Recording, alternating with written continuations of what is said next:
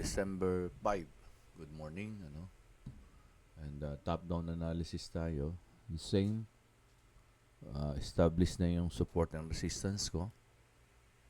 Sa mga nagtatanong kung paano maglagay ng support and resistance, we have a video, Polaris TV, playlist doon ng regarding sa mga basic, ano. Pwede niyong balikan yun doon.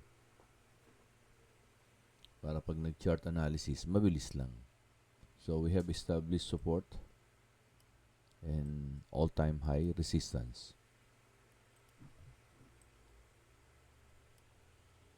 And we have this high ng October and high ng November. We have a trend line, no? And from the trend line yung December, lumabas siya. So sa ngayon, nasa labas na yung price ng December dito sa trend line na to. We have also low, higher low. So this is considered consolidation. Possible yung height na yan ang magiging kapupuntahan niya. Kaya nga lang, hindi naman ganun kaagad na lalabas yan at dire-diretsong aangat. Lalo na kung maliit ang kapital ng isang traders, dito talaga nagsasuffer sa ganitong galaw. Kasi kung mapapansin nyo, Friday na ngayon, yung candlestick ng first week ng December is ganito lang. So, yan, lumalabas yan is indecision. Siya indecision. Pero ito, lumabas na siya sa triangle.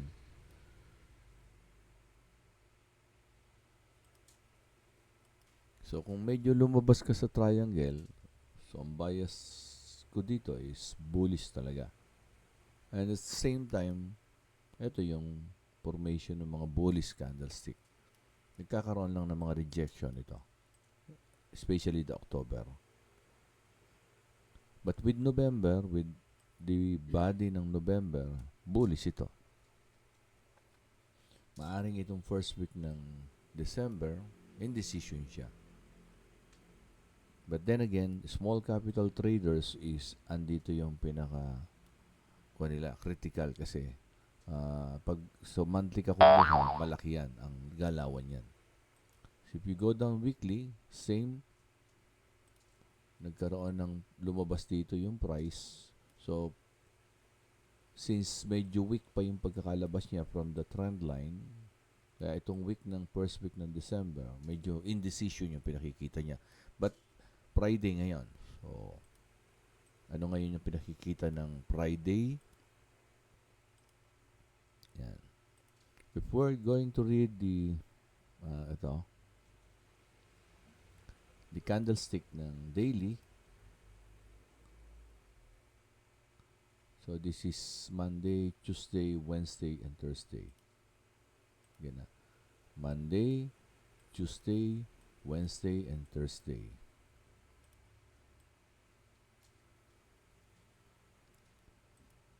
So Monday, nag-reject yung seller. Kaya bumaba dito to revisit kung saan siya nag-breakout. And Tuesday, bago nag-close yung market, nag-reject yung buyer. And Wednesday, finish ng buyer yung price dito sa pinaka-high na to. And then, bago nag-close yung market, nag-reject yung seller. And kahapon, Thursday, pinus ng market o ng seller yung price, bumaba to revisit again ito. And then, bago nag-close yung market, i-finish niya yung price kagabi at nag-close above opening. Kaya green yung nakikita natin. So, kung papansinin mo yung candlestick na to, this is green. Kaya lang, lagi nating isipin, katulad nito, nag-reject yung buyer pero bumaba muna bago tumaas. Ito naman, nung bumaba ito, naka-push pababa yan, nag-reject muna yung buyer bago tinulak ng seller. And then, from here, na-reject ngayon ng buyer. So, ibig sabihin, ang bias natin dito is bullish. Pero madalas, nagpe-fake muna siya.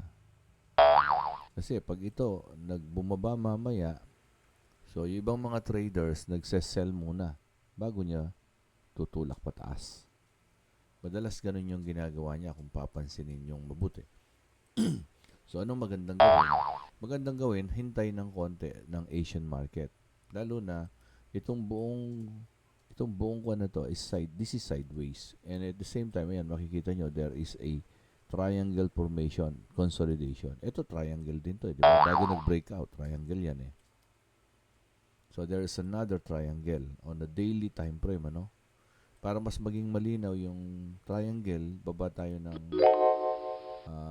4 hours. 4 hours muna tayo, 4 hours. So sa 4 hours, ito yung kahapon na formation, ito, harami.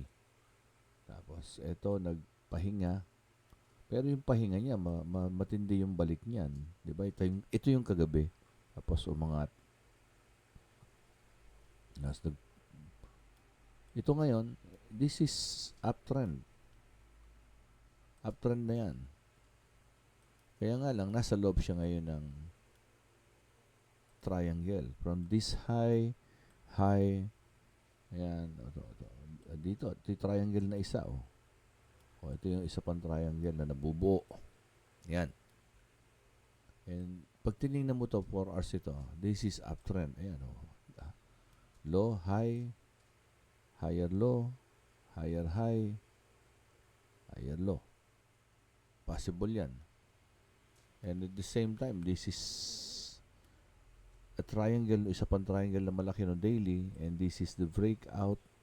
And ito yung mga nare-revisit niya. Yan, di ba?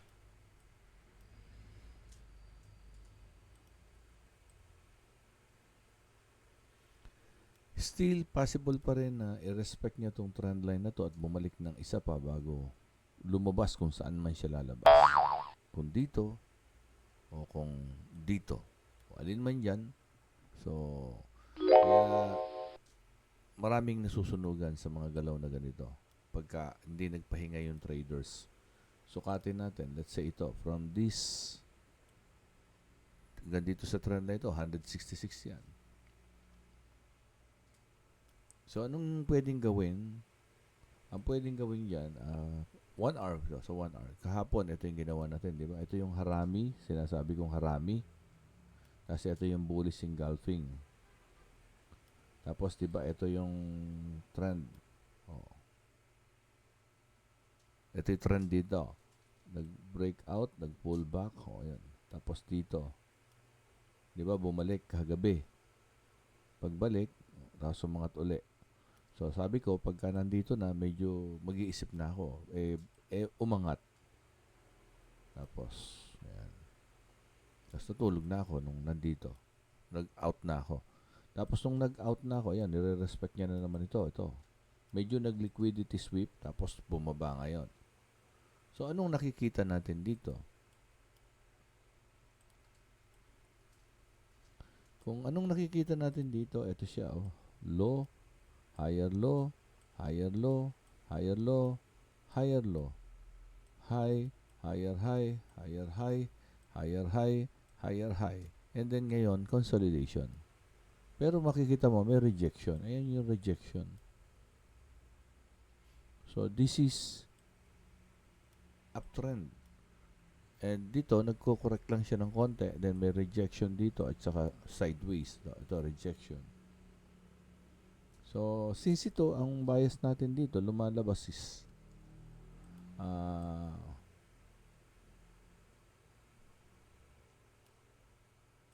the price nag-open dito, nag-close dyan.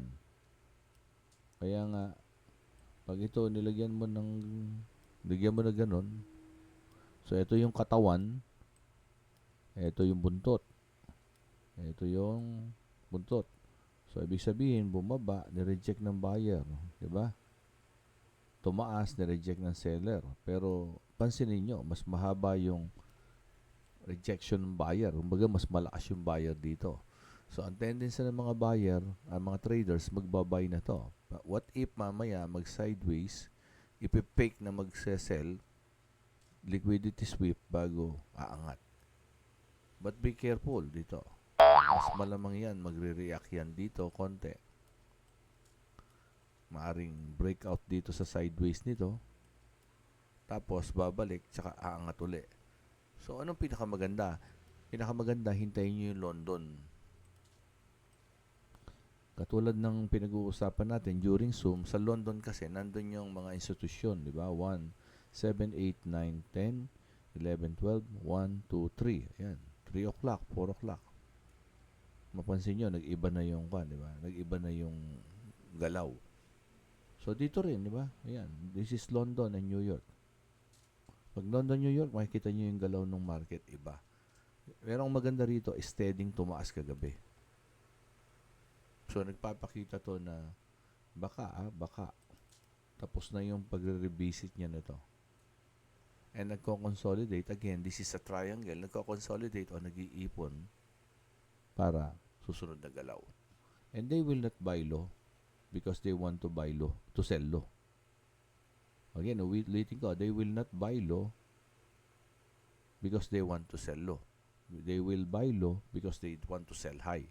And asan ang high? Nandito sa taas. And this is a breakout from this big triangle. Most likely, hindi pa tapos to. Yun nga lang, hindi ganun mabilis. So, good luck and thank you very much sa inyo sa pagtitiyaga niyong pag-aaral.